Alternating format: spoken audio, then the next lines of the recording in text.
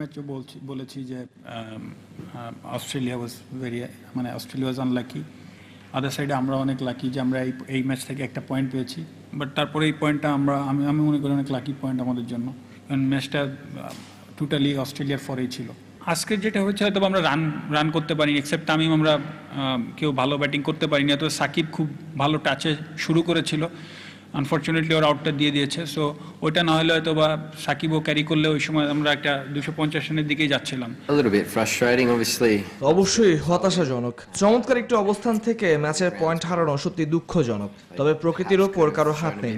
বৃষ্টির পর এরকম আন্তর্জাতিক ম্যাচে গ্রাউন্ডসম্যানদের কাছ থেকে আরো কিছু তৎপরতা আশা করেছিলাম, যদিও পরবর্তী রাউন্ড নিশ্চিত করতে আমাদের এখন শুধু ভালো করলেই চলবে না, তাকিয়ে থাকতে হবে গ্রুপের অন্যান্য দলগুলোর উপরেও। তবুও আমরা পরবর্তী ম্যাচে আমাদের সেরাটা দেওয়ার জন্যই মাঠে নামব।